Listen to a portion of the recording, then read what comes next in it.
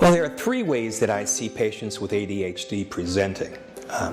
Very often they'll come in and they'll say, you know, doctor, I think I have ADHD. My wife read an article about it and then I did, and you know, or my son or daughter has it and I've seen them get treated for it and boy, are they better. Another way they come in, more unfortunate, is in chaos. Half the patients that I see or more present with ADHD in chaotic life events. And unfortunately, the symptoms that drive these events are related to the disease.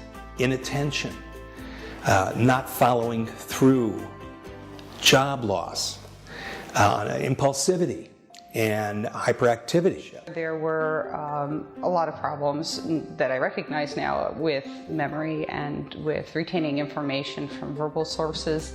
So college was a problem because I wouldn't glean anything from my lectures.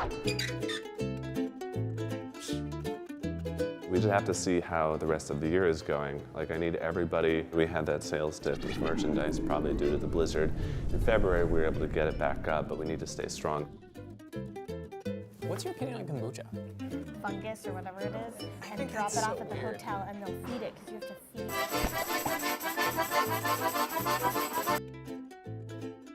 Yeah, the date was amazing. She's like a mix of Jennifer Connelly, but cuter, if you can imagine. Oh my God, that reminds me. The cutest puppy jumped in my lap yesterday when I was in the lobby. Is that kind of dog you love?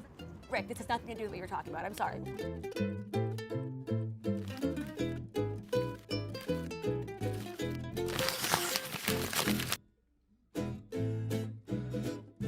Hey, I gotta run real fast, but do you mind emailing Linda and making sure that she comes tomorrow and brings the cake and everything? Yeah. Cool, thank you. What did you just say? My desk, 10 minutes. Okay.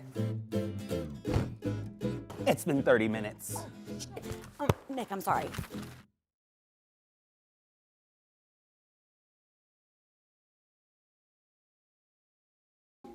So Nino is a boy. Does that make Nino smart? Yes. Nino is smart? Yes, but Nia's not smart enough. Nino's not smart enough? No. Okay. I'm a girl.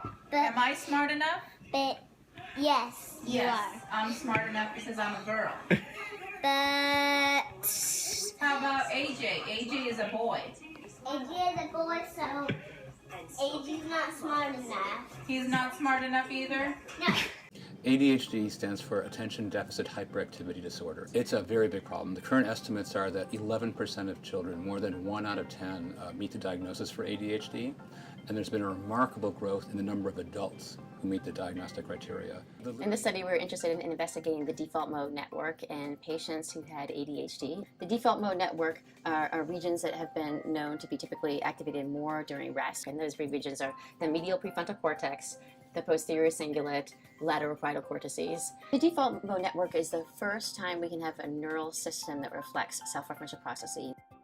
What's been found in typically developing people is we have this synchrony in your default mode network. So when these regions go up, the other regions go up. In ADHD, that's not the case. And that's been identified in adults, and that's been identified in children. But what it hasn't been identified is people that have been diagnosed as children and then followed longitudinally. And that's what's unique about our sample. So these subjects came in, we got structural scans, diffusion-weighted scans, and one of the scans we got was this resting state scan. And so during that scan, their job was just to lie as still as possible for 6 minutes and think of nothing in particular. So in the remitter group, the question was, would their brain look like that of people that persisted with their ADHD diagnosis in adulthood or look like controls? And what they looked like was like controls, like people that had never been diagnosed with ADHD. In other words, it looks like the remitted ADHD somehow were able to normalize their resting state functional conductivity to the PCC, and it tracked the current clinical status. In other words, the persistent and remitted had significantly less default mode network anticorrelations in regions like the dorsolateral prefrontal cortex. And that suggests that the developmental history of having ADHD does leave an impact that we can see in the brain. First of all, it communicates that some significant number of individuals do improve in terms of clinical status.